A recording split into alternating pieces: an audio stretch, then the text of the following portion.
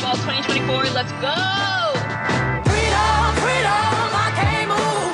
Freedom, cut me loose. Tonight, we're calling on people from across our great country who are fired up for Vice President Kamala Harris.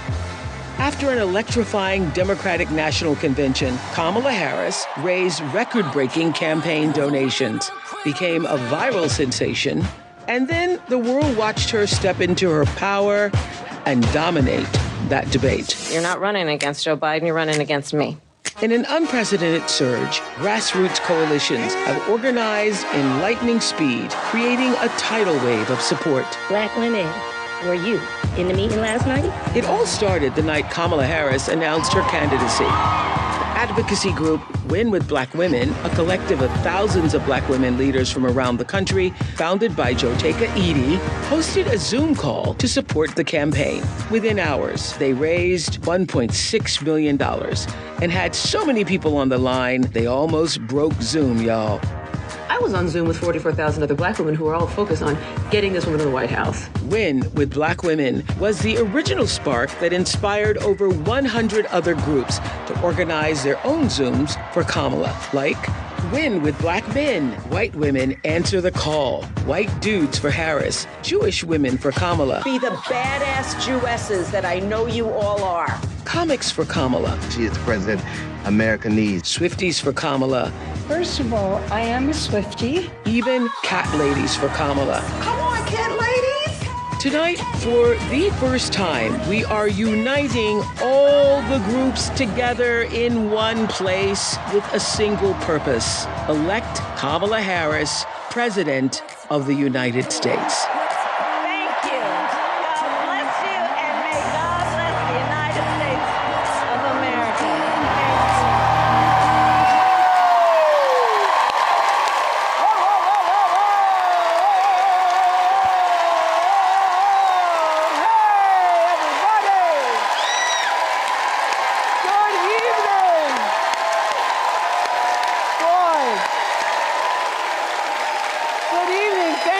Joining us.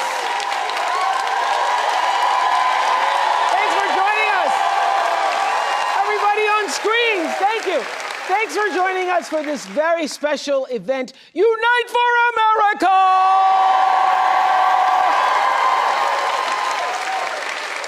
And that's exactly what we're doing live tonight, uniting from Farmington Hills in Oakland County, Michigan. We have 400 people in our audience and thousands more. Hello, all of you on screen. Hello, everybody on screen.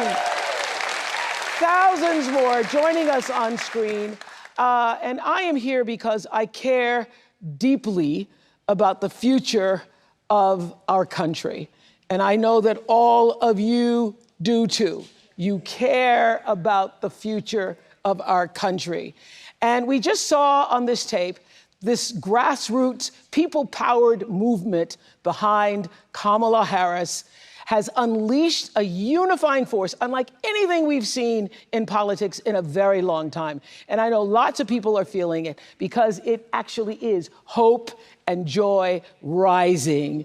And there's been a, can you feel it? You can feel it. You can feel it. You can feel it. We can feel it. We can feel it. You can feel it. You can feel it. There's been so much talk. There's been so much talk about that word joy, and I think it's such a good thing because it means that there is a real feeling of optimism and hope, making that comeback, as Michelle Obama said, for this new day that's no longer on the horizon. The new day is actually here. We're in it. We're living it. So let me tell you how this event began. I was on the phone with Joteka Edie, founder of Win with Black Women. We're going to be talking to her a little later on. And we were talking about all the groups inspired by Win with Black Women who had 47,000 women on one call 3 hours after Kamala Harris announced that she was going to be running. 3 hours afterwards, 47,000 women were on the phone. And Joteka and I were talking, wouldn't it be great if we brought all the groups together? Because that phone call inspired all the other groups. And so we said, wouldn't it be great if we brought all the groups together at one time? And that's why we're here. So we have the Cat Ladies for Kamala here.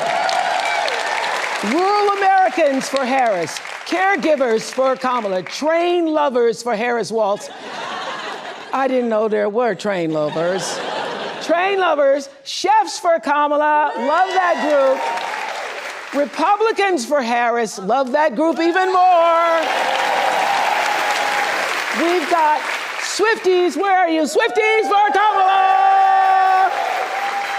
And in addition to thousands of you all who I am just meeting here tonight on screen, I see some faces I recognize. There's Bryan Cranston. Hey, Bryan. Hey. Hello, hello, hello. Where are you? Bryan Cranston! I hear Chris Rock is in the house. Chris, where are you? Chris Rock is in the house. Ben Stiller, Jennifer Lopez, Tracy Ellis Ross. Jennifer Lopez! Where are you, Jennifer? Yes! Tracy Ellis Ross, where are you? Tracy Ellis, where are you on the screen? Tracy Ellis.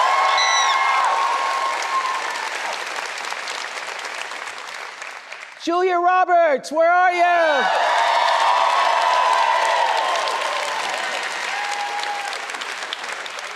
And Miss Meryl Streep is in the house.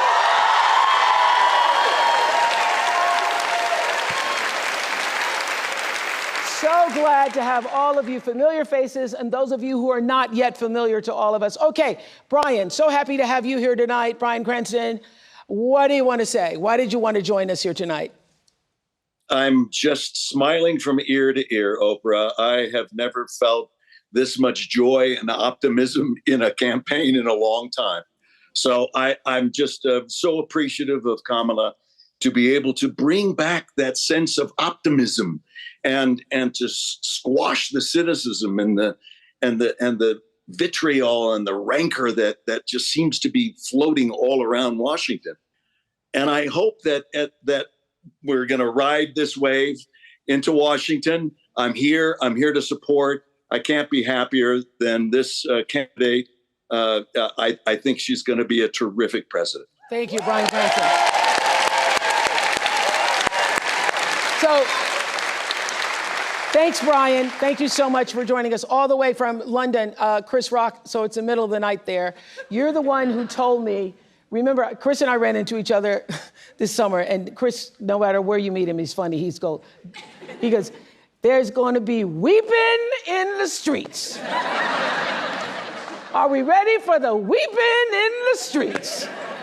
When Kamala Harris becomes president of the United States of America. Weeping in the streets. What do you want to say, sir? I've always been a fan of Kamala, even back when she was running for, I remember writing her a check when she was like the district attorney for something. Maybe it was to get out of a parking ticket or something. But I've been writing her checks for a long time. And I just want to bring my daughters to the White House to meet this Black woman president.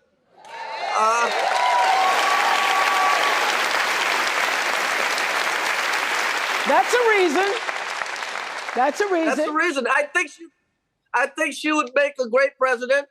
And I'm ready to turn the page, man. Yeah. All the hate, the negativity, it's got to stop. Yeah, we're so sick of the negativity. Thank you so much, Chris, for being up this early in the morning in London. Thank you. Ben Stiller, I heard you were on the Comics for Kamala, and so I want to know, were all the Comics for Kamala trying to outdo each other with jokes for Kamala when you were on for Comics for Kamala? They were, and I didn't outdo anyone. I was probably the least fun of all the comics. But it was really, I mean, it was great though, because everybody was so energized, and I mean, I got to go to the convention and see her speech, which was just incredible, and feeling that energy, feeling kind of going from a stop Trump mode into a go Kamala mode. The people starting to, really hear what she's about. And I have a 22-year-old daughter, 19-year-old son who's going to be voting in his first election. My daughter's, her reproductive rights are incredibly important.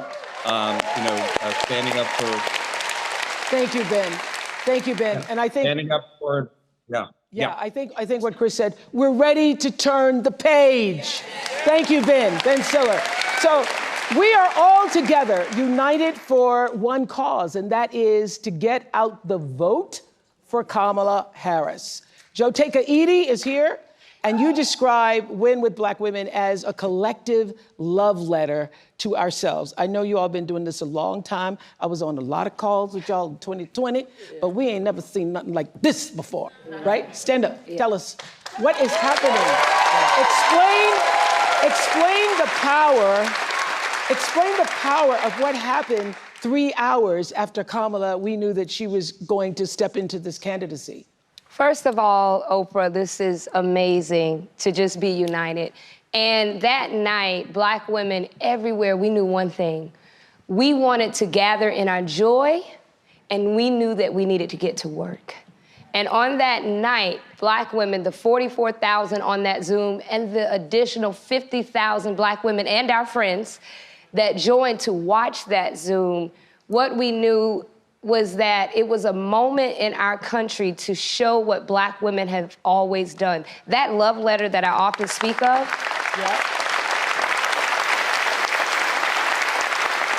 that love letter is a letter that started years before any of us in this room, you, myself, were even born.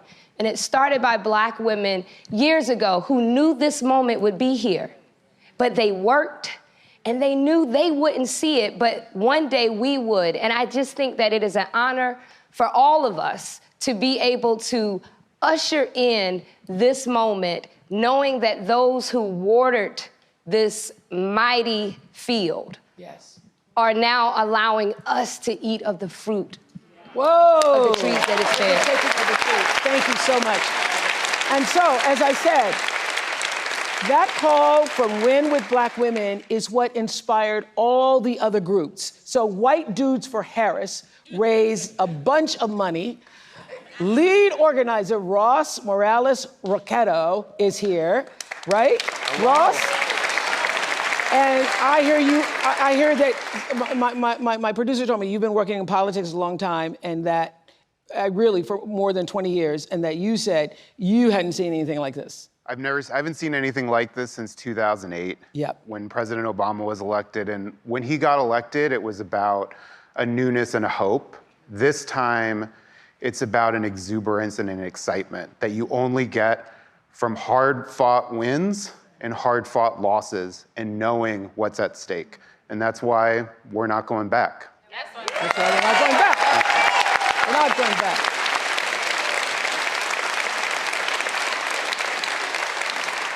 Thank you, Mr. White Dude. Thank you so much.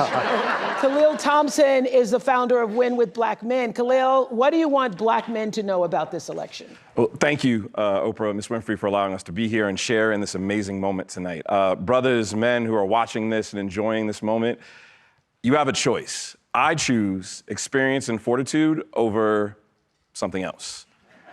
I come from a litany of amazing Black women, Kathy, Jahan, Megan Janelle, and I have an amazing 7-year-old CEO who runs my life. Hopefully she's at home, finished her homework. But we have a chance to do a performance review and give a promotion to the best qualified candidate to be president of the United States. Okay, so let me just ask you this. Sorry. On the way here, when I was coming through the airport, Black man stopped me and he said, I guess he knew I was coming here for something like this. And he goes, well, I'm just tell you, I'm voting for Trump. And I'm voting for Trump because he gave me that check. And so I've heard that from several people, that I got the check, he gave us the check, and so therefore, forget about everything else. It's about the checks. Well, what he doesn't know is that Congress actually paid for the check and the American people paid for it. 45 just signed it, so. Yeah. Okay. Look, there's a... So what do you want to say to that kind of thinking? Because a lot of people feel that way. We're not a monolith. You can have your viewpoint and views for where you believe, but I think choosing, if I have the choice to go into someone to make the best decision for my family, I don't want someone who has 34 convictions. I don't want someone who is going to choose hate over choosing the best possible way to unite us as a country. And so I see Vice President Harris as being the best person to do that. Thank you very much, sir. Thank you. Shannon Watts. Shannon Watts is the organizer of White Women Answer the Call. Shannon, what do you want to say? What do you want to say specifically to white women in Oakland County, white women throughout the United States about this moment in answering the call? Even if you are a white woman who is voting for Kamala Harris, that's not enough. You have to get off the sidelines and do the work like Black women and Black men have been doing for decades and follow the lead of people like Jotega Edie, whose lead we followed on our call. We have to be waking up every day and phone banking and knocking doors and sending texts, but most important, we have to be persuading the white women in our lives. We may be part of the 47%, but we know the 53%. They're our mothers and our sisters and our friends, and we have to tell them to vote not just in their own self-interests, but in all women's best interests. Right, and so that's what tonight is all about. Tonight is all about leaving this moment here and figuring out what it is you can do in your own home, in your own community, in your own district to spread the word and spread the vote. So Bianca Shaw is the youth director for South Asians for Harris. What are you hearing from the South Asian community? Yes, thank you so much for that question. I want to start off and say, when I answered that call that I would be here, I said, me? Are you sure? Because I cannot believe it, but thank you so much.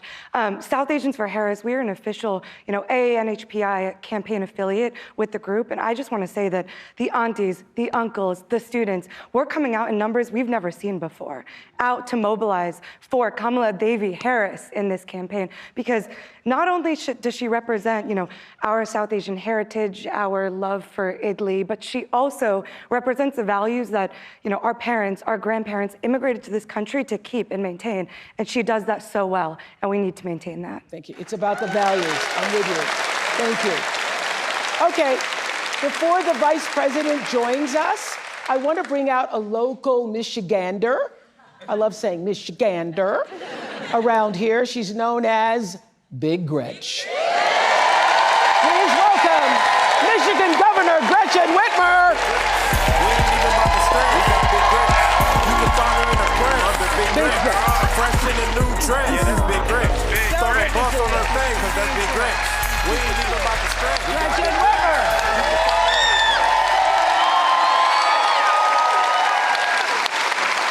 We're so happy to be in your state.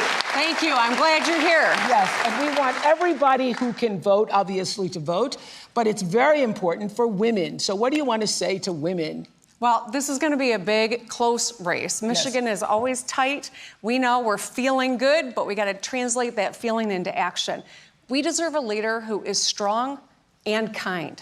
It's not mutually exclusive. And that's why I think this moment is so important for all of us today, but for our kids and future generations too. There's so much at stake here, from our individual reproductive freedom to the ability to get ahead and make a good living and take care of your family. That's all on the line this election. Yes, strong and kind. Yes. Isn't that a notion? And what can Michigan do to help get Kamala Harris to the White House? I think we've got to do the hard work.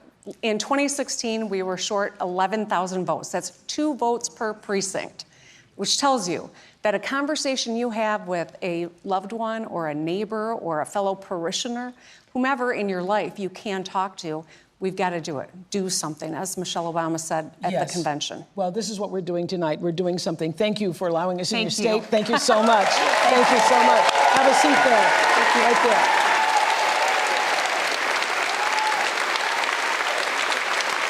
I want to bring in right now the chair of the Harris-Walz campaign, Jen O'Malley Dillon. Jen, hello. Hi. Have you seen anything like this? Isn't this great fun? It's amazing. Tell us what needs to happen from this day until November 5th?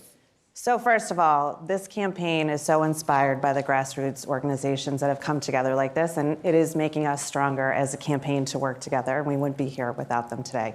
We have 47 days left, and you all know the stakes or you wouldn't be here. And while we have this extraordinary growing enthusiasm that the Vice President and Governor Walz are seeing everywhere, we are still in a margin of error race. It's tied. It's tied right here in Michigan. It's tied in all the battleground states.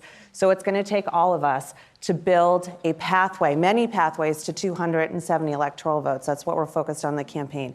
In every state, we have to register more people. We have to mobilize our voters to turn out to vote. And then we have got to go persuade those people that still don't know enough about the Vice President and her vision for the future. And if we do that together, all of us, we're going to get over the top, but it's really going to take all of us. And to make sure that you're working in your own lives, have those hard conversations in big and small ways. We're going to inch our way over the finish line because we're going to be able to do it together. And don't you need money? Well, we do. We do. And these groups need money too. All of us do, because the work is happening on the ground and in the communities. So if you want to help in any way at all in the campaign, go to go.kamalaharris.com. But if you want to help and not be formally engaged with us and join any of these groups here, that's what we need too. It's going to take all of us. Yes, and I think that everybody on the screens, everybody in this room, everybody who's listening, you become your own grassroots organization when we leave this moment that we're sharing here tonight, and you do what you can in your community. It's not enough just to join us all. We love having you here, but the rah-rah moment is going to end, and then we need to get to work. We need to get busy. Okay, thank you, Jim. I have to just say this, that the social media team for the Harris campaign has been killing it. They have been killing it. I think that team helped spark this people-led movement. And here's a short look at the rallying cry across social media. I'm watching the Kamala Harris rally right now, and wow, I'm like crying. So Tony and I just got done knocking 48 doors in King of Prussia, Pennsylvania.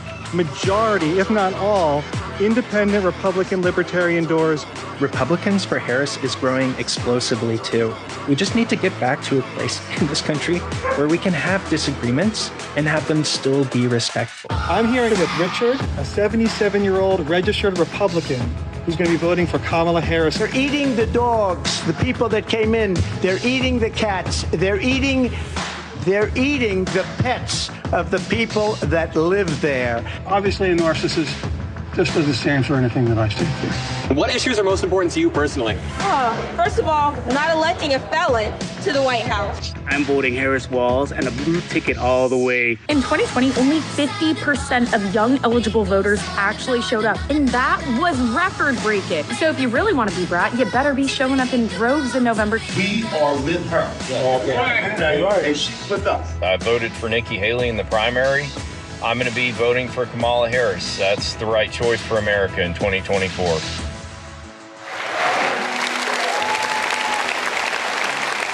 Let me tell you, it is about character, and it's about decency and respect and all the things that we were raised to believe about what it means to be an American citizen and pursue the American dream. And if that is important to you, I hope whether you are a Democrat or a Republican or somewhere in the middle, you will choose to vote your values, because values are on the line in this election. And in no other country on this earth could her story unfold the way it has. From a child of immigrants to big sister to McDonald's worker, there is hope for y'all. District attorney, a wife, and mamala, to senator, to vice president. Please welcome Kamala Harris.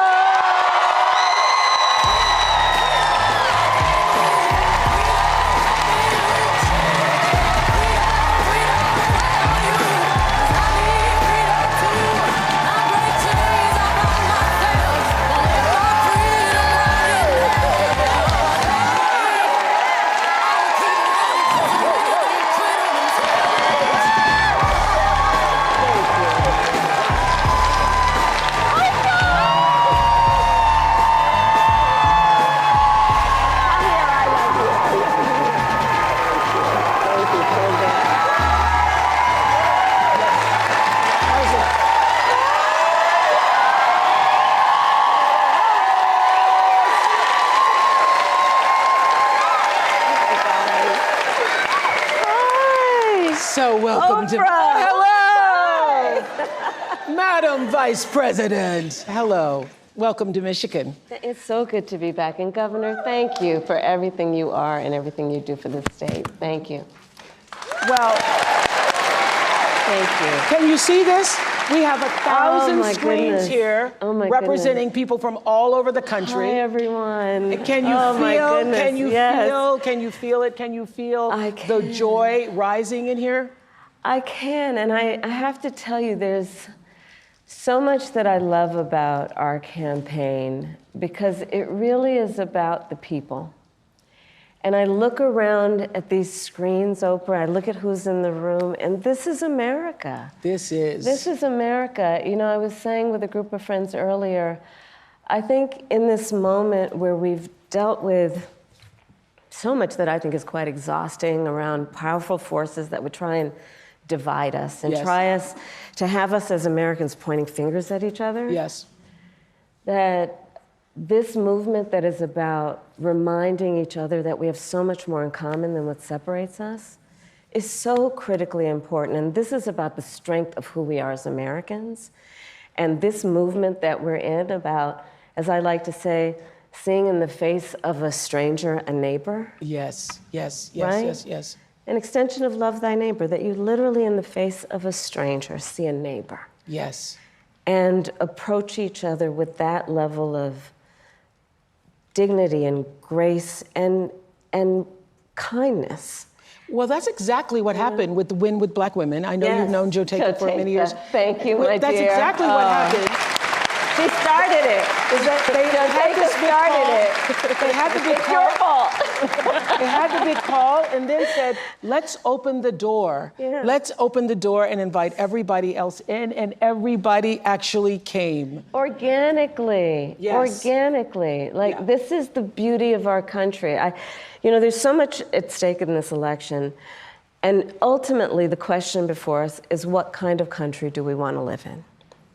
And the beauty of a democracy, as long as we can hold on to it, the beauty of a democracy is each of us has the power. Each of us has the power to answer that question. That's right. Everybody on this call and beyond has the power. But can I just start with this? Yes, please. I have to say this because in all of my private conversations, Gail, and I've said this 100 times, and everybody is saying it, you all have said it, I know you have. It seems to us that something happened to you the moment President Biden, stepped aside and withdrew his candidacy, that a veil or something dropped and you just stepped into your power? I mean, literally, looking at you at a speech like the week before, which was a great speech, very nice. And then the next week, I saw you walking in the thing. And I said, what happened to you? You know, we each have those moments in our lives where it's time to step up. Time to step up. Time to step up, you know? Well, the moment you heard, I mean, I really have been saying to people, it felt like a veil dropped and you sort of stepped through that veil. Did you feel like that? I felt a sense of responsibility, to be honest with you. And with that comes a sense of purpose. But I mean, we're all here and you all are taking time out of your busy lives, everyone here, everyone on the screen, because there really is so much at stake. You know, I have spent the majority of my career being concerned about the well-being of other people. Yeah. As I've said, in my career as a prosecutor, I never looked at a victim or a witness and asked them, are you a Republican or a Democrat? The only thing I ever asked them is, are you okay? Are you okay? I know when I heard that. You know? Touch me. And traveling this country and knowing what is at stake in terms of fundamental freedoms, what's at stake in terms of fighting against hate and those efforts to divide us. And I do know that I'm in a position to do something about it. So I felt a great responsibility. And the incredible power of the people, right? Who, I'm not the only leader in this. We're all leaders in this. This is so much bigger than me. It's about who we are as Americans. And it's about making clear what we stand for. And what we stand for is about the ideals upon which we were founded, including the importance of freedom and the importance of independence and the importance of dignity and purpose. But it is also about what we stand for in terms of our values. I think of it this way. I think a lot boils down to values. I just said values are on the line here. It does. I mean, think about it, Oprah. The idea that some would suggest, and that my opponent suggests, which is that the measure of the strength of a leader is based on who you beat down. Come on. The real measure of the strength of a leader is based on who you lift up. And it's important for us absolutely to articulate that. You know, ever since the debate, we feel for our fellow citizens in Springfield. Do you not think about the fellow citizens in Springfield, Ohio, the Haitian families, the non-Haitian families, everybody having to deal with this lie that has endangered the lives of Haitian people and anybody who looks Haitian? Everybody in America feels for that. And everybody in America, left, right, middle, has concerns about immigration. Yeah. And I'm told that Justin, where are you in the audience? Justin. Hello. In our audience. Hello, Madam Vice President. You live in Michigan. Yes, ma'am. Don't you love saying hello, Madam Vice President? I do. What's your question? It's an immigration question. My question for you is, when you become president, what would be your specific steps? Yeah, of course. What would be your specific steps to strengthening the border? So it's a wonderful and important question. You know, my background was as a prosecutor, and I was also the elected attorney general for 2 terms of a border state. So this is not a theoretical issue for me. This is something I've actually worked on. Okay. I have prosecuted transnational criminal organizations for the trafficking of guns, drugs, and human beings. I take very seriously the importance of having a secure border and ensuring the safety of the American people.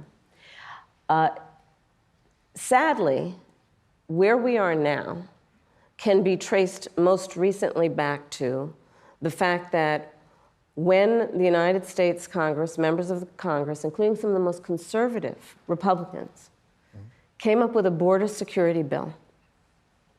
And here's what that border security bill would have done. It would have put 1,500 more border agents at the border. Let me tell you, those border agents are working around the clock. It would have just been about giving them some support and relief, which is probably why the border agents actually endorsed the bill. It would have allowed us to stem the flow of fentanyl. And I'm looking at people from all over the country here, so I don't need to tell the folks who are watching this what fentanyl has done to families, to kids in our country, and the need to take seriously stemming the flow coming into our country and addressing that extraordinary and tragic issue in terms of its effect. The bill would have allowed us to have more resources to prosecute transnational criminal organizations. And it would have been part of the solution. And Donald Trump called up those folks and said, don't put that bill on the floor for a vote. He blocked the bill, and you know why? Because he'd prefer to run on a problem instead of fixing a problem. And he has put his personal political security before border security. Because understand, even in the intervening months, what that bill would have done to give support to folks who care about this issue. And this again gets to the point about what does leadership really look like? And is it about you or is it about the people? Right. Is it about running on problems or fixing problems? My work and my career has always been about saying, let's fix problems. Let's address the needs, because we know it's within our capacity to do that. So to answer Justin's question, now that that bill has gone and hasn't passed, will you reintroduce that? Absolutely, and when I am elected President of the United States, I will make sure that bill gets to my desk and I will sign it into law. Thank you, Justin. Thank you, Justin. Listen to this. A majority of young Americans, 18 to 34, say that the cost of living is their top issue ahead of the election. Let's take a look. Groceries are extremely expensive right now. I don't understand how people are affording life right now. For so many Americans, the high cost of living is their top concern this election. Rach, we have $435 to last us till the end of the month. Okay? What? In Philadelphia, Rachel and Garrett say they have to watch every penny. When I think of middle class, I think about people who are able to just get up and go and do things within their means and like not extravagant things, but be able to get up and go to dinner whenever they want, or maybe take that trip, that long weekend trip. We don't have that luxury. By a long shot, her tax plan is phenomenal, no glaze. Kamala Harris just delivered her new economic plan, and boy, oh boy, is it good for small business owners. Holy shit, you guys. Kamala Harris is going to announce tomorrow a $25,000 tax credit for first-time home buyers. When I am elected president, I will make it a top priority to bring down costs and increase economic security for all Americans. Well, Rachel and Garrett are joining us on Zoom from Pennsylvania, and I understand your sister and brother-in-law moved in, and you're hoping to save money to have a second child? That's right. Hi, Oprah. Hi, Madam Vice President. It's nice to be with you all. Yes. Hi. And so what did you want to say to the Vice President?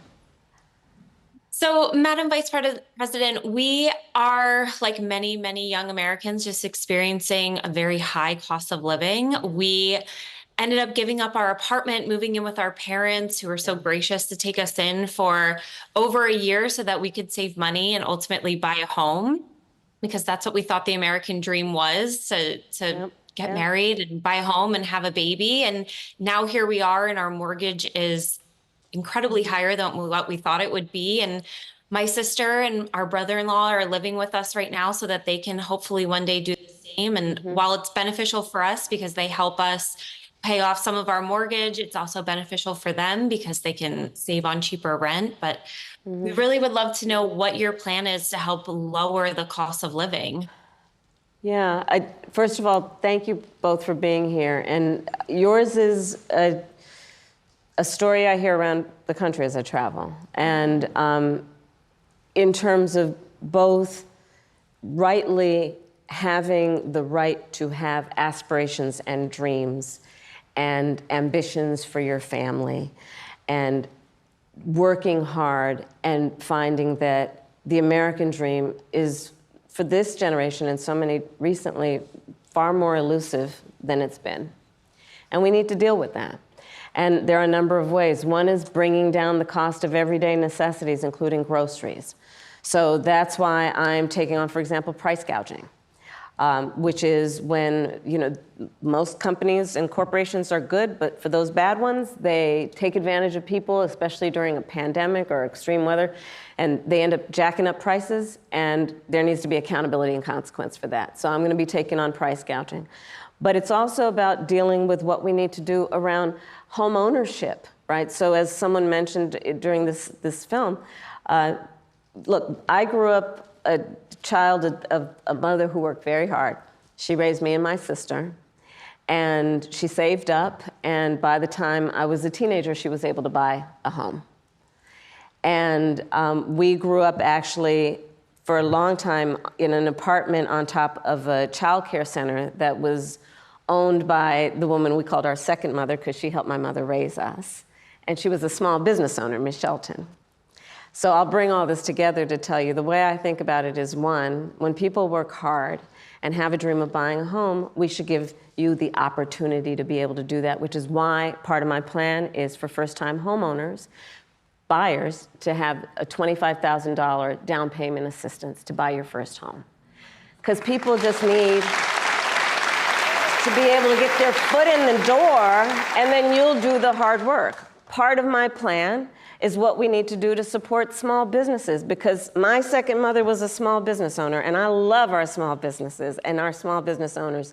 They are not only business leaders, they are community leaders. They mentor, they hire locally, and we have so many entrepreneurs in our country who have great ideas, incredible work ethic, but not necessarily access to capital, because not everybody, like my opponent, was handed $400 million on a silver plate that he filed bankruptcy 6 times on. And so part of my plan is to give startup small businesses a $50,000 tax deduction to start up their small business. Right now it's $5,000. Nobody can start a small business with $5,000. So that's part of my plan. That's a teeny tiny business. That's a business in teeny tiny right, business. Like, it's a concept of a business, yeah. right? Yes. You know where I'm going. That's right. And it's still on paper with the $5,000. Right. It's still on paper. It just hasn't happened, Right. Part of to speak to you guys and your family and your dreams is what we need to do around giving middle-class families tax breaks. And so part of my plan is also to extend and expand the child tax credit to $6,000 so that you can, in the first year of your child's life, have the resources to be able to buy a crib and a car seat and clothes for your baby, knowing that's such an extraordinarily important time in their development, and you shouldn't have to worry about how you're going to take care of their basic needs. All of this and more is part of what I plan to build, and I call it an opportunity economy. And it's basically about creating opportunities, knowing so many people have the ambition, have the aspirations, are working hard, but just need opportunity to reach their goals and their dreams. I saw you smiling with that $25,000 credit for the home. I saw that smile on your face and the $6,000. Thank you all so much. I want to just introduce to Shelby, who's also in our virtual audience. Thank you guys. Shelby from Virginia, who's also struggling with the cost of living. Tell us your story, Shelby. Why? Hi, Madam Vice President. Hi, Oprah. I'm 24 years old. I'm a graduate student living with my parents, and I want to move out next year and potentially buy a home. And I'm concerned about the affordability of one with the extra costs and bills that I'm paying now, along with the bills and costs I will pay in the future too. And so everything just has a cost and everything is so expensive. And so I'm worried about my capacity and how I'm able to fully support myself once I do live independently. You sound like one of my daughter girls from South Africa graduated. She was like, I hate adulting. I hate adulting. This adulting isn't going so well. Yes. Well, so first of all, congratulations on all the success you've already achieved. And it is your story and the story of our friends before you is really, that's the American story, right? You are working hard, you have goals, you have ambitions. And so part of it is, again, the $25,000 down payment assistance. Part of it is what we need to do to also push back against a very different vision for our country. Because look, in this election, there are 2 very different visions for our country. One, for me, that is focused on the future, including you, and another that is focused on the past. What Donald Trump, what my opponent plans on doing for the economy is doing what he did the last time he was president and giving another tax break for billionaires and the biggest corporations that would add $5 trillion to our deficit. And get this, he plans on doing what I call a Trump sales tax, which is basically he's going to put a 20% tax on everyday necessities that economists have estimated will cost the average American $4,000 more a year, which is why Goldman Sachs, which is why Moody's, which is why Wharton School of Business, which is why 16 Nobel laureates have collectively determined, after analyzing our plans, 1, mine would strengthen the economy, his would weaken it. 2, that on his plan, he would actually blow up inflation and invite a recession by the middle of next year. So when you think about the cost of living, my approach is about lifting you up. His would be about actually weakening our economy. And I feel very strongly when an individual, when a small business, when a family, when the middle class is strong, America is strong. Amen to that. Amen to that. Thank you, Shelby. Thank you, Rachel and Garrett. So the Harris campaign kicked off the Fighting for Reproductive Freedom bus tour to support the fundamental right for women to make decisions about our own bodies. And here is a short tape on that. I did something that nobody thought was possible. I got rid of Roe v. Wade.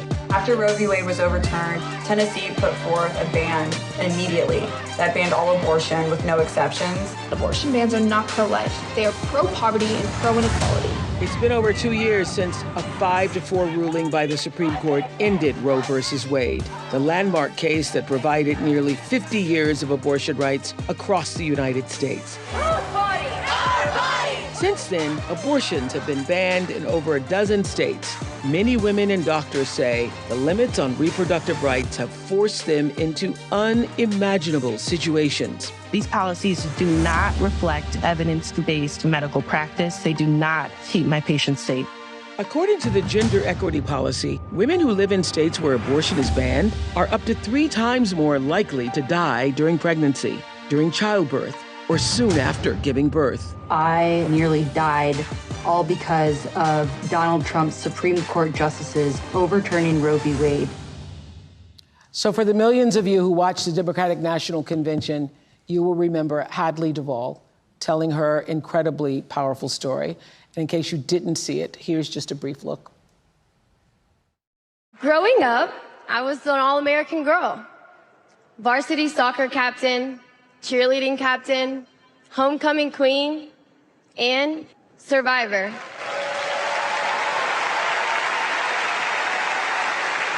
I was raped by my stepfather after years of sexual abuse. At age 12, I took my first pregnancy test, and it was positive. Hadley is here. Stand up, Hadley.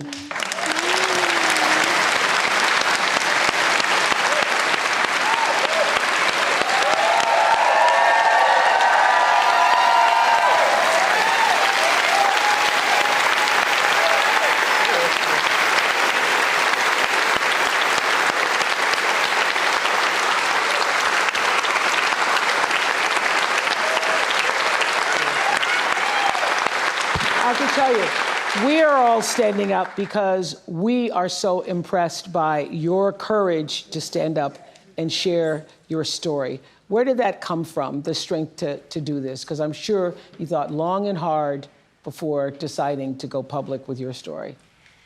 When Roe v. Wade was overturned, thanks everybody, I woke up with a harsh reality of my abuse was over, but my story is not. And I just could not fathom thinking about the other Hadleys out there that don't have that choice, that don't have somebody to go to. So being able to find courage and be the light for them, that's really what I do it for. And so what do you want to say to other people who are voting in this election regarding what happened to you and what that means? You can't wait until it's too late to care about reproductive health care, because then it's too late. And when it affects you, it hits, and you can't deny it. You can't look at someone with a story like mine and say it didn't happen. And there are more people like me out there, and there are gonna be so many more who deserve their options. They deserve their choices. Let's get involved. We have someone who's willing to hear us at a level like never before. We have someone who wants to know what we want in this country. We have someone who wants to lift up our voice, and we need to show out and show up for her just like she's showing out and showing up for us. All right. Is there something you wanted to say to Madam Vice President? Madam Vice President, I just want to say thank you. Thank you for seeing us, for hearing us when the Supreme Court won't. Thank you for fighting and, really showing us that life is not about the hard things that you go through. You don't bow down, even when you're the underdog, especially when you're the underdog. That's right. You stand up and you stand tall, and you give me so much hope and so much strength, and thank you. Thank you, Hadley, for coming all this way. I hope you continue to use your voice. I hope you continue that. This week, the case of a young woman who lost her life after the abortion ban took place in Georgia made national headlines. Amber's case came to light through the reporting of journalist Kavitha Surana with ProPublica. And so listen to her story. 2 years ago, 28-year-old Amber Nicole Thurman, a medical assistant and a single mother to a 6-year-old boy, found out she was pregnant. Amber had just secured her own apartment and was thinking about going to nursing school. She made the decision to terminate her pregnancy. A strict abortion ban had recently taken place in her home state of Georgia, which caused Amber to travel to North Carolina for the procedure. Traffic made her miss the appointment, so the clinic gave her medication, what are known as abortion pills. Once back home, Amber experienced profuse bleeding, vomiting, severe pain. She eventually passed out. Her boyfriend called for an ambulance. At the Georgia hospital, Amber's condition deteriorated quickly. In a rare occurrence, it was discovered her body had not expelled all the fetal tissue and an infection was spreading. Official Georgia State medical expert analysis of her case says Amber should have received a life-saving D&C, but doctors waited 20 hours before deciding to take her to surgery. Amber's blood pressure had taken a dive. Her organs had started failing. In the operating room, her heart stopped. On the way to surgery, Amber's last words to her mother were, "Promise me you'll take care of my son." Amber's mother, Shanette, and older sisters CJ and Andrika are here, and they wanted to be here tonight to speak out for the first time. Ms. Shanette, what do you want us to know about Amber's story? Initially, I did not want the public to know my pain. I wanted to go through in silence, but I realized that it was selfish. I want y'all to know Amber was not a statistic. She was loved by a family, a strong family, and we would have done whatever to get my baby, our baby, the help that she needed. When ProPublica came to my home, I pushed them away. No, but Kavithia, she was persistent. She said, it was something that you needed to know. You have to hear me. Women around the world, people around the world need to know that this was preventable. 2 years later, after speaking with my daughters, because I lost strength, I lost hope, you're looking at a mother that is broken. Mm-hmm. The worst pain ever that a mother, that a parent could ever feel. Her father and myself and the family, you're looking at it. Well, we appreciate so deeply you being here. And we're all watching you hear that tape and those words. We know how re-traumatizing that is and the strength it takes for you to be here to tell your story. And we deeply appreciate it. And I have to ask you, as her sisters, how are you coping? And what does knowing that this could have been prevented, how does that sit with you? How do you cope with that on a daily basis? I mean, it's heartbreaking. You know, that was my baby sister. I loved my baby sister, you know. I'm beyond hurt, disappointed. I feel guilty. I wish I could have helped her, you know, because she was suffering. Mm-hmm. And we had no idea. We trusted them to take care of her, you know. Mm-hmm. And they just let her die because of some stupid abortion ban. They treated her like she was just another number. Mm-hmm. They didn't care for her as if, you know, she was their daughter or their, you know, granddaughter. Yeah. You know, and she's not here. She'll never come back. Yeah. Andrika, what do you want to say? I want to say that it's very disheartening that my sister was allowed to suffer for 20 hours. She suffered. It was nothing that we could do to help her. We trusted the healthcare professionals to do their job and save her, but they failed her. Well, I think the most powerful thing that you've said here, Ms. Jeanette, is that your daughter is not a statistic. She had a life. She was loved by her sisters, loved by her family, loved by those who knew her, and she's not just a statistic. And we are happy to speak her name tonight in this room, talking about what this country needs in terms of reproductive rights and freedom. What do you want to say, Madam Vice President? I'm just so sorry. And the courage that you all have shown is extraordinary, because also you just learned about how it is that she died. And they just recently learned, yes. How? Yeah.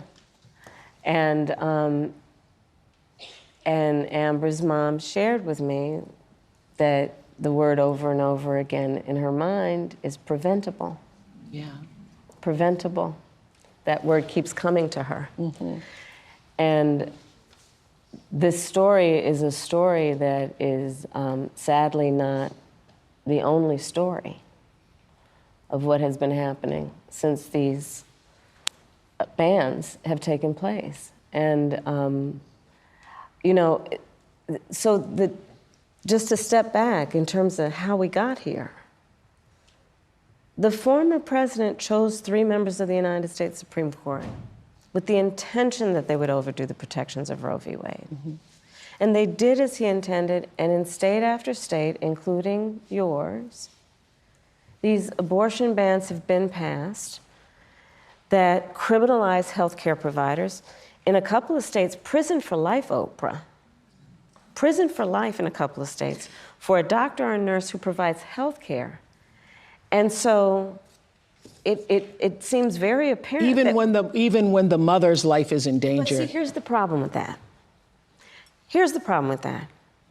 So is she on death's door before you actually decide to give her help? Mm-hmm.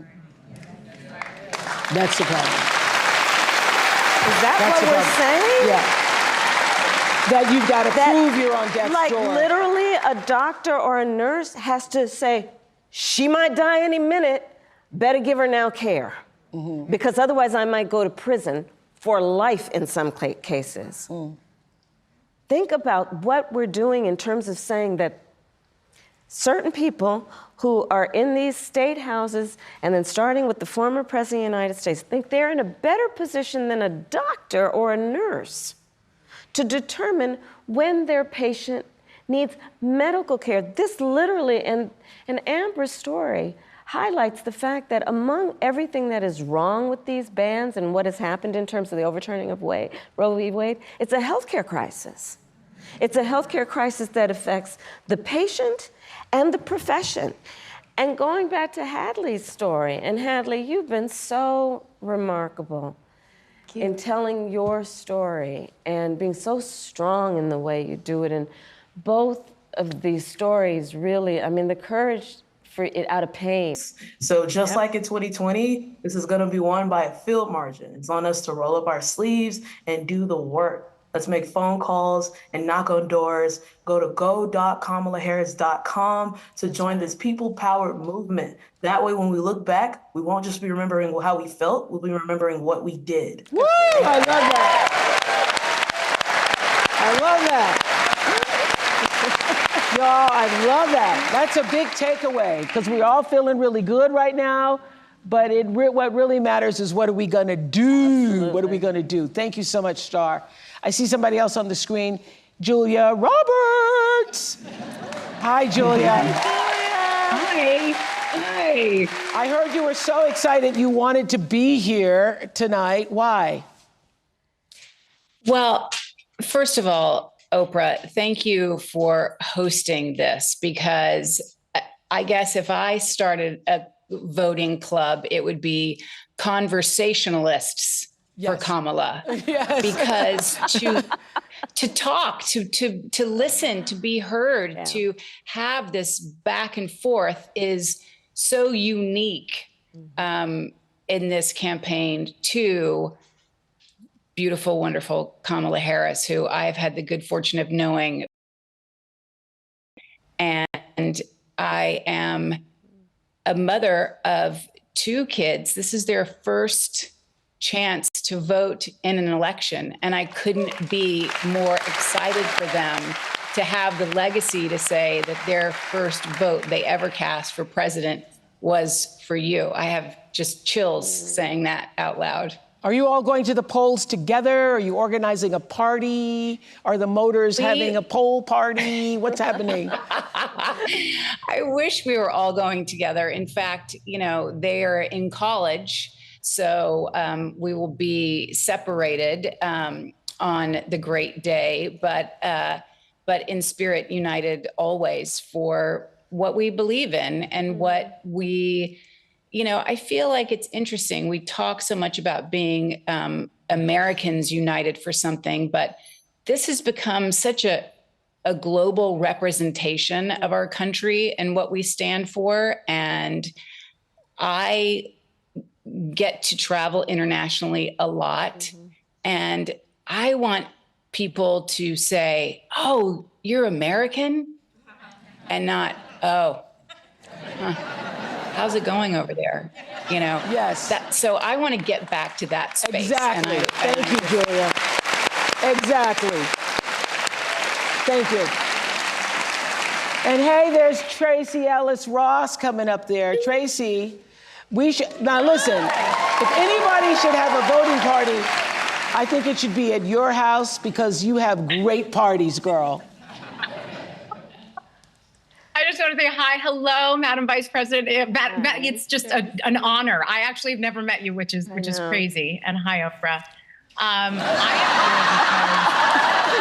Wait, what did I miss? We just saw each other the other day. Okay. Oh, hi, Tracy. Hi. Hi, Oprah. How you doing? Good. Yeah.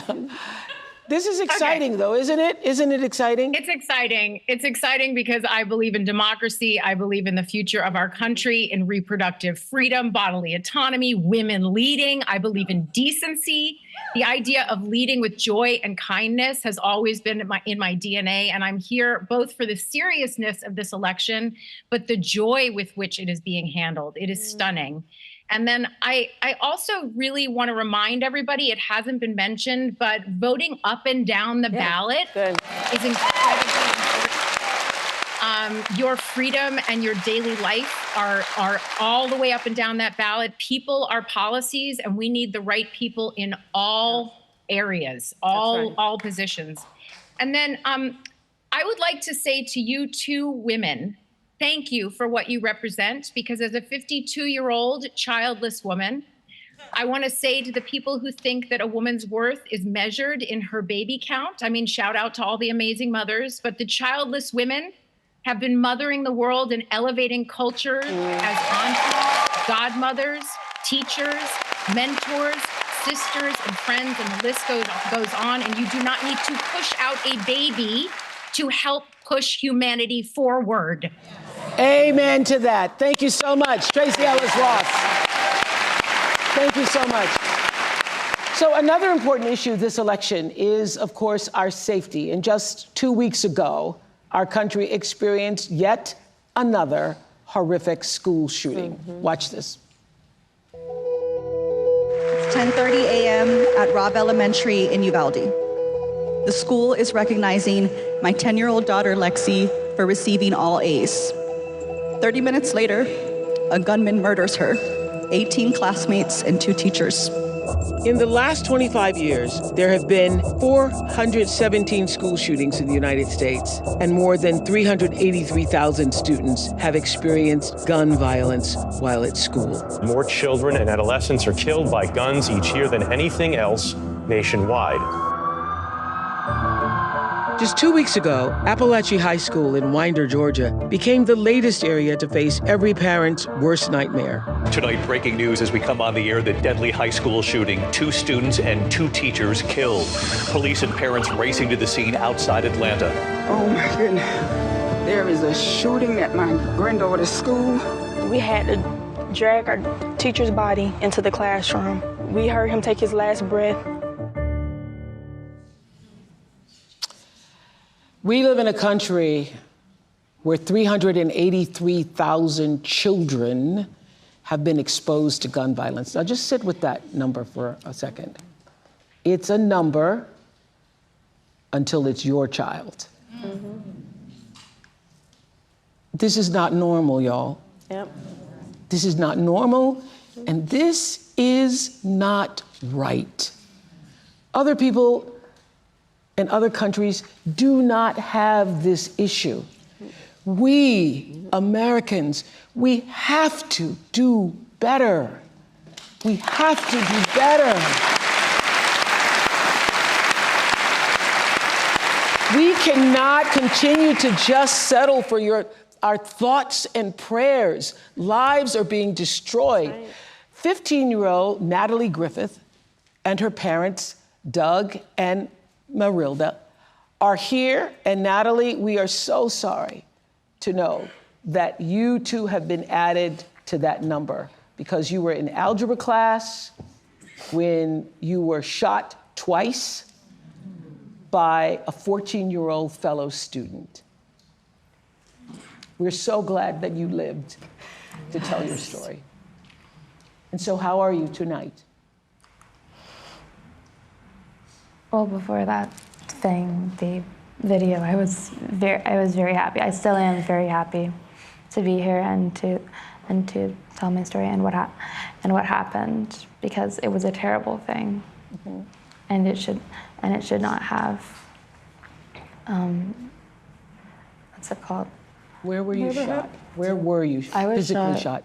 Right here on my shoulder and then around here. Mm-hmm. Right wrist. I was saying that 383,000 students in our country, the United States of America, have been exposed to violence.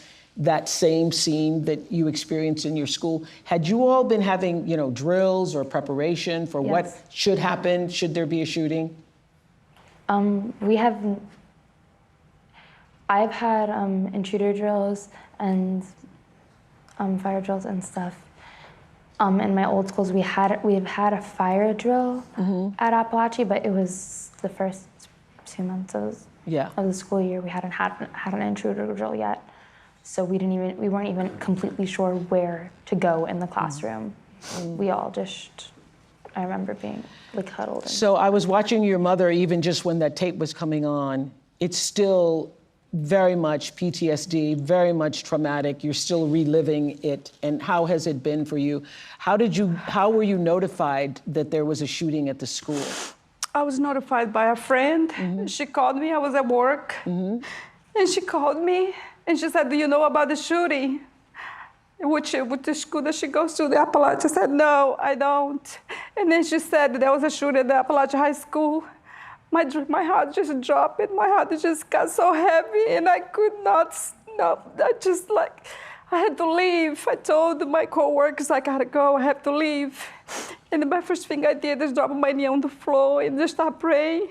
I prayed for about 30 minutes for my work all the way to the school. I didn't get to the school on my car. I had to leave my car at a gas station about maybe 2.5, 3 miles. And I walked on foot and I ran because my heart was so heavy. I couldn't get to touch with my daughter. And I hear you have a message for people in power regarding guns now. I do.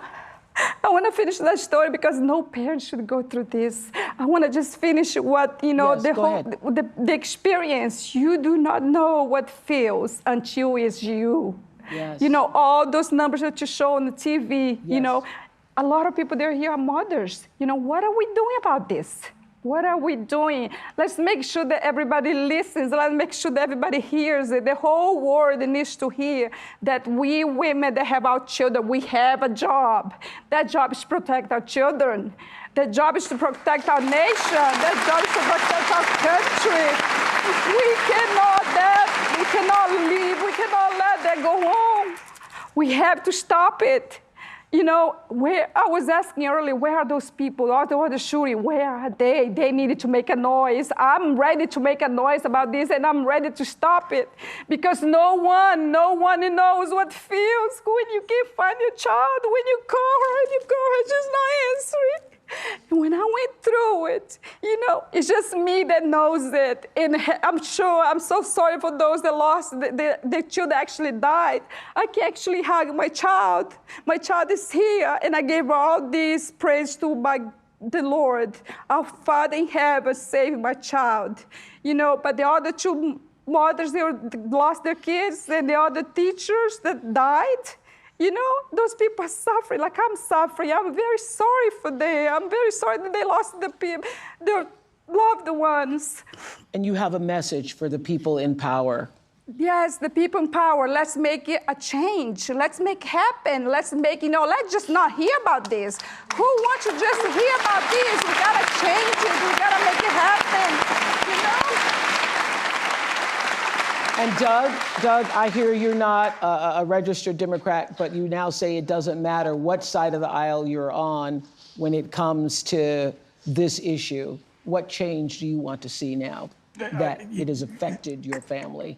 You know, common sense, you know, I think a first step would just be metal detectors in schools. You know, make a budget, make a plan. And the people that say, well, we've never really done stuff like that before, I don't care. You know, they didn't have metal detectors at airports at one time. You know, they didn't have metal detectors at courthouses. They, you know, I think that if a child knew that he would get caught, the likelihood of him trying would be, there may be another target, but it wouldn't be us having to worry about schools being hardened. Yeah. You know. Yeah. I mean, I think that Doug has said it so eloquently, which is we just need to apply common sense. And look, I think for far too long on the issue of gun violence, some people have been pushing a really false choice to suggest you're either in favor of the Second Amendment or you want to take everyone's guns away. I'm in favor of the Second Amendment. And I'm in favor of assault weapons bans, universal background checks, red flag laws. And these are just common sense. These are just common sense. I thought it was so powerful at the convention when you said you have guns. No, at the debate. At the debate, I'm a gun owner. Tim Walz is a gun. I did not know that.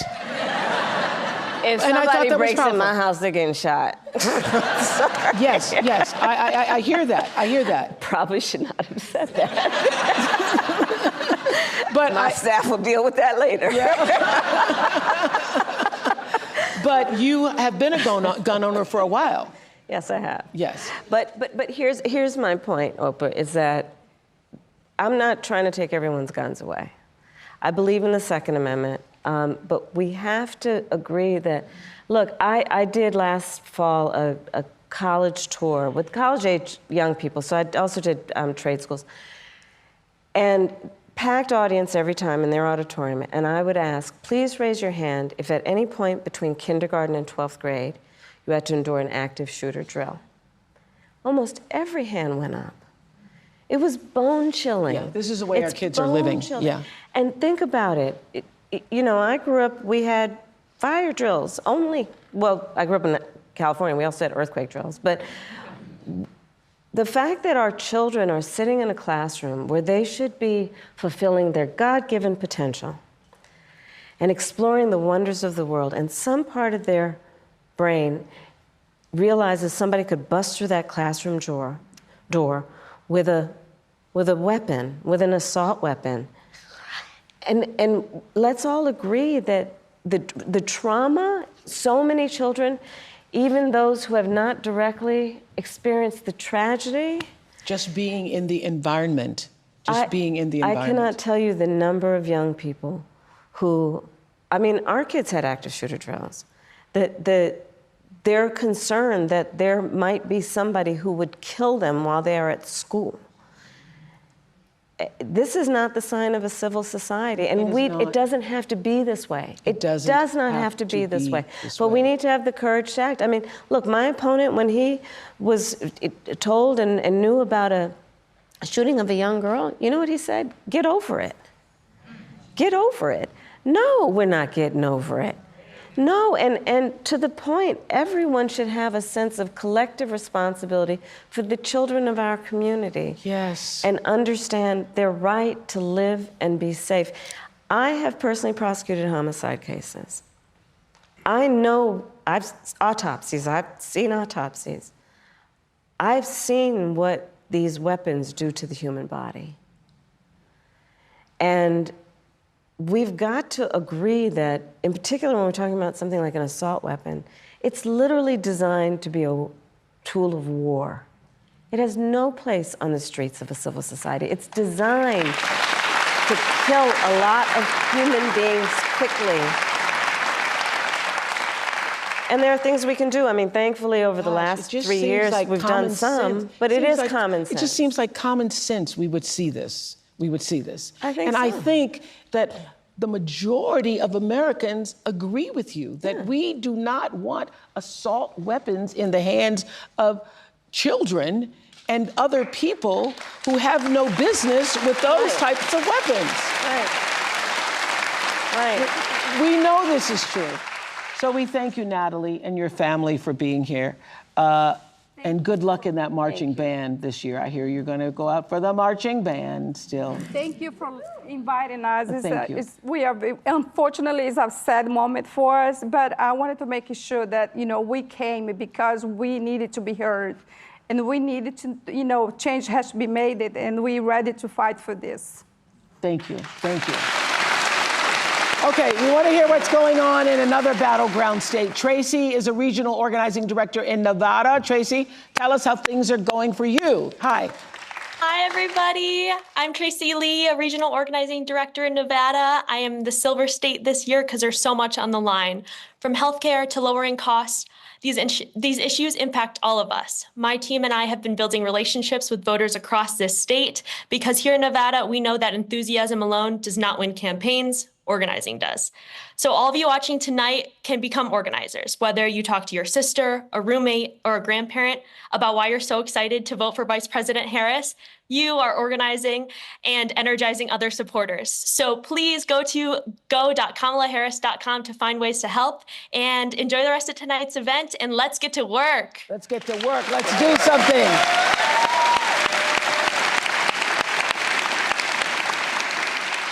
Meryl Streep, hello. You and I. Hi, Meryl Streep. You and I have talked about this moment. Hi. How are you feeling? How are you feeling about the momentum?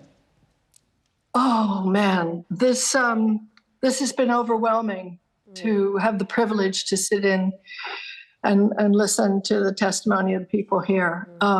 Hello, President Harris. Not yet.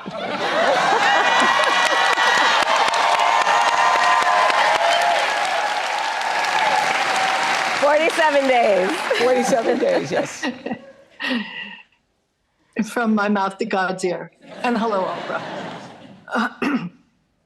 I think the word of the day has been preventable. Preventable. All of this. The surround of hatred and venom and toxicity and encouraging some segment of Americans to hate other segment of Americans. It's just crazy, and nobody wants it. We're done. That's right. We're done with it.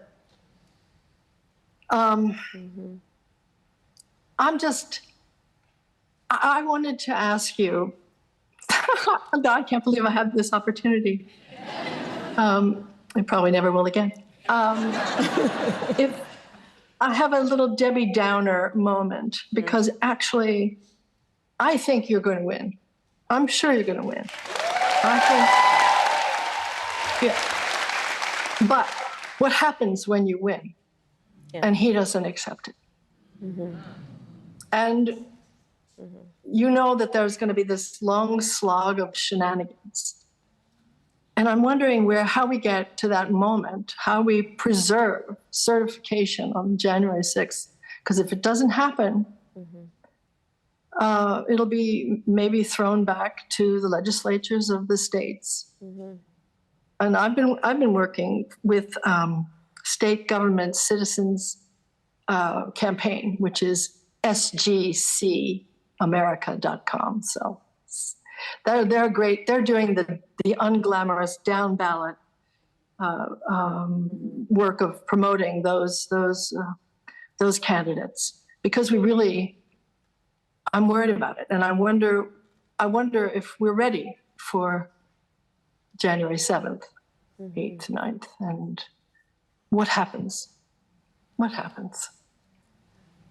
So we will be ready, but just taking a step back, and thank you, Marilyn, for just the gift that you give, your talent, your creativity. Thank you for being here. One of the things that I have realized in the course of our campaign is that more Americans than we may realize who voted for Trump before have decided January 6th was just a bridge too far.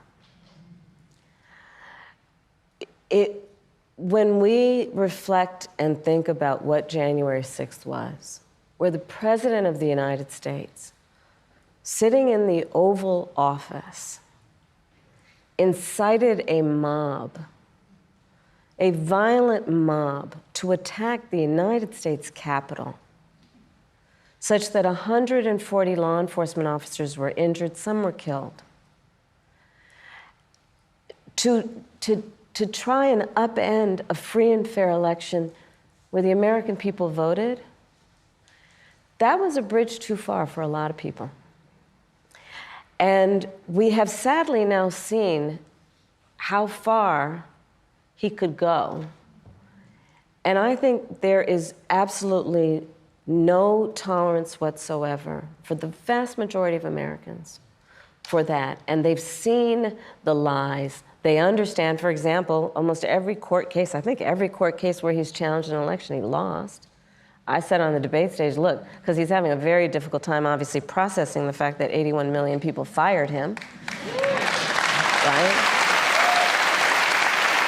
But, so there is that it really was a bridge too far for so many people that they are not willing to repeat. But the other piece of it is the lawyers are working. It's very important that we all speak to our friends and our neighbors about misinformation and help them now see how it occurs, where it is occurring. It is important that we stand up for the integrity of poll workers and people who are working on election day. And that we also, and this is critically important, that we ask people to be alert about mis and disinformation, and we ask them, do not be afraid to vote.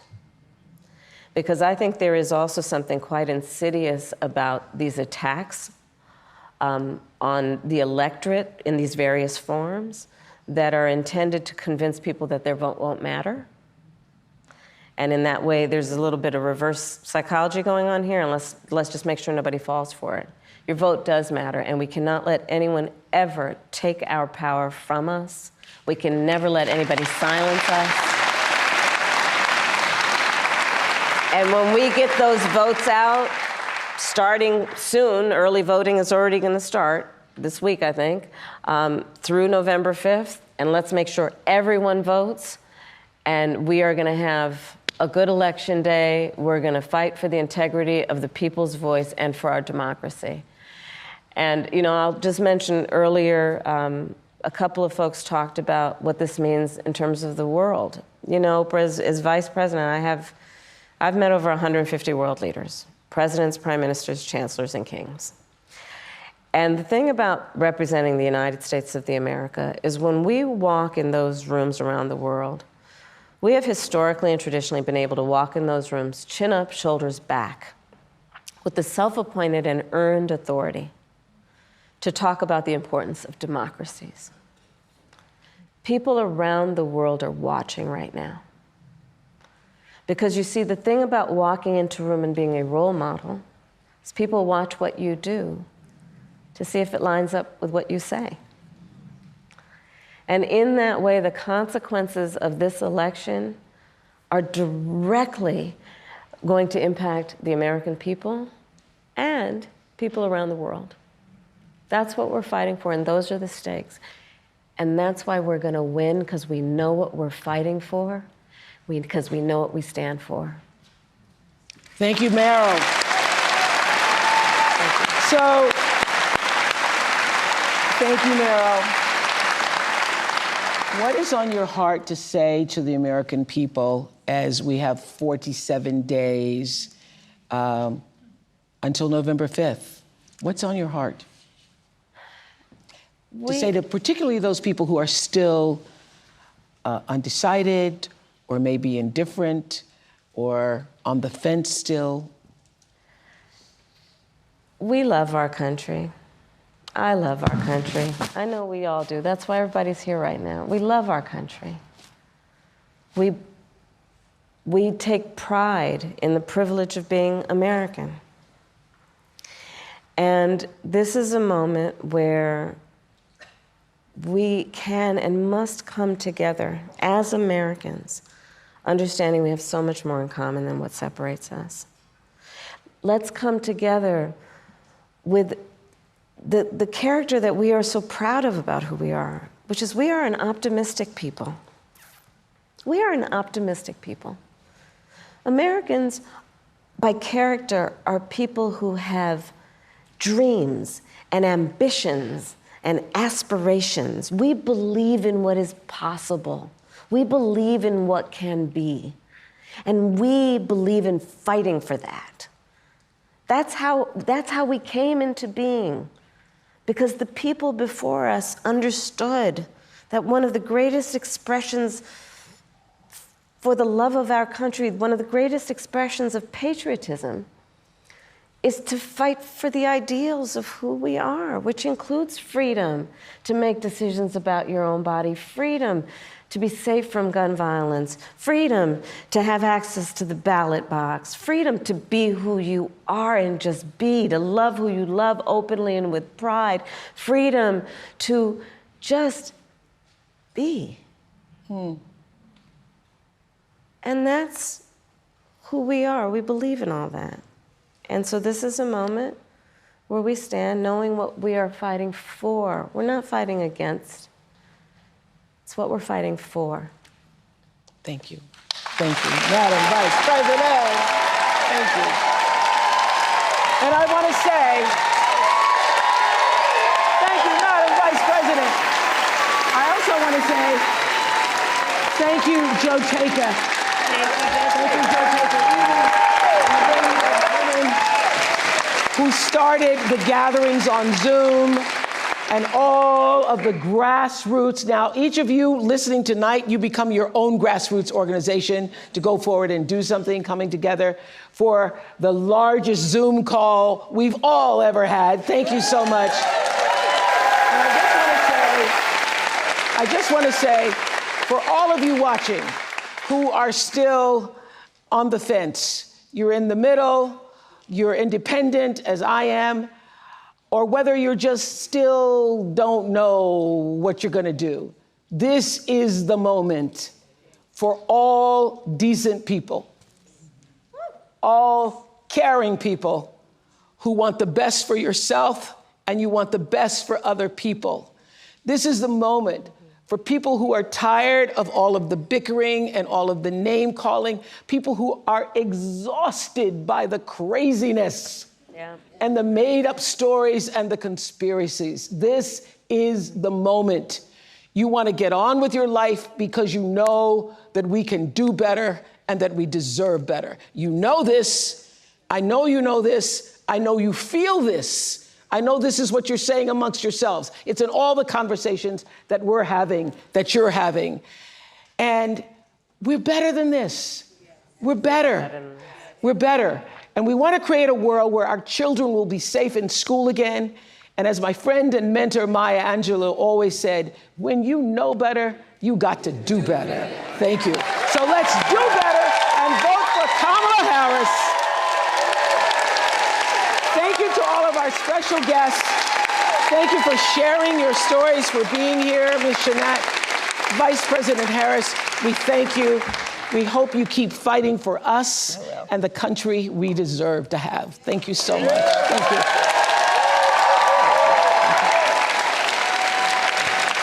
find out more about how you can register or where you can vote, go to iwillvote.com. Good night, everybody. Thank you on Zoom. Thank you.